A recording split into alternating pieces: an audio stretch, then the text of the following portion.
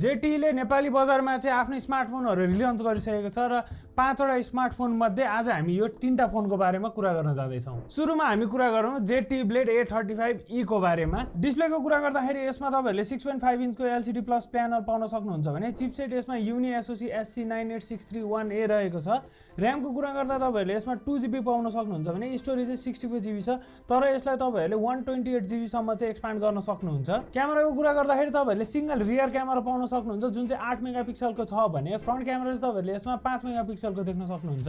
ब्याट्रीको कुरा गर्दा तपाईहरुले यसमा 5000 mAh को ब्याट्री पाउन सक्नुहुन्छ भने सस्तो फोन भए पनि यसमा चाहिँ तपाईहरुले टाइप सी चार्जिङ पाउन सक्नुहुन्छ। आउट अफ द बक्स तपाईहरुले यसमा एन्ड्रोइड 14 गो एडिसन पाउन सक्नुहुन्छ भने 3.5mm को हेडफोन ज्याक पनि छ। अब कुरा गरौँ जेटी ब्लेड A55 को बारेमा। डिस्प्लेको कुरा गर्दाखेरि तपाईहरुले यसमा 6.75 इन्चको 90Hz रिफ्रेश रेट भएको HD प्लस डिस्प्ले पाउनुहुन्छ भने चिपसेट चाहिँ A35e सँग सिमिलर चिपसेट युज भएको छ यसमा। र्यामको कुरा गर्दा तपाईहरुले यसमा 4GB र्याम पाउन सक्नुहुन्छ भने स्टोरेज अप्सन चाहिँ दुईटा छ, एउटा 64GB र अर्को चाहिँ 120GB हो। क्यामेराको कुरा गर्दाखेरि तपाईहरुले यसमा डुअल रियर क्यामेरा पाउन सक्नुहुन्छ, एउटा चाहिँ 13 मेगापिक्सल हो भने अर्को चाहिँ एक्सिलरी लेन्स हो भने फ्रन्ट क्यामेरा चाहिँ तपाईहरुले 8 मेगापिक्सलको देख्न सक्नुहुन्छ।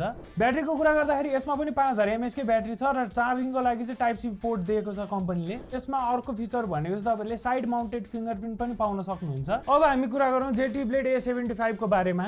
डिस्प्लेको कुरा गर्दाखेरि तपाईहरुले यसमा 6.6 इन्चको HD प्लस प्यानल देख्न सक्नुहुन्छ भने यसमा पनि तपाईहरुले 90Hz रिफ्रेश रेट पाउन सक्नुहुन्छ। चिपसेटको कुरा गर्दा Uni SoC T606 यसमा तपाईहरुले पाउन सक्नुहुन्छ भने आउट अफ द बक्स तपाईहरुले यसमा एन्ड्रोइड 13 देख्न सक्नुहुन्छ। र यसको र्यामको कुरा गर्दा तपाईहरुले 4GB र्याम पाउन सक्नुहुन्छ भने चाहिँ स्टोरेज चाहिँ एकदमै बवाल 256GB को यसमा पाउन सक्नुहुन्छ। अब क्यामेराको कुरा गर्दाखेरि तपाईहरुले रियरमा दुईटा क्यामेरा देख्न सक्नुहुन्छ, एउटा चाहिँ 50 मेगापिक्सल छ भने अर्को चाहिँ 2 मेगापिक्सल हो।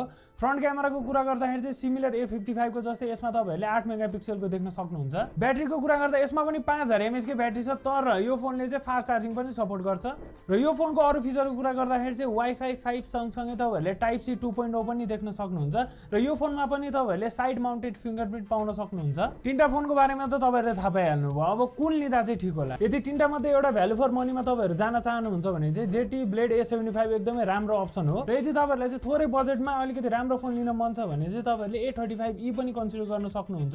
अब कुरा गरौँ प्राइसको बारेमा। जेटी ब्लेड A35e को प्राइस रहेको छ 10479 2GB र्याम 64GB रोम भेरिएन्टको लागि। जेटी ब्लेड A55 को कुरा गर्दाखेरि चाहिँ 4GB र्याम 64GB रोमको तपाईहरुलाई 11979 पर्छ भने 4GB र्याम 128GB रोमको चाहिँ तपाईहरुलाई 12979 पर्न जाने छ। भ्यालु फर मनीको कुरा गर्दाखेरि चाहिँ जेटी ब्लेड A75 को 4GB र्याम 256GB रोमको प्राइस रहेको छ 13979 रुपैयाँ।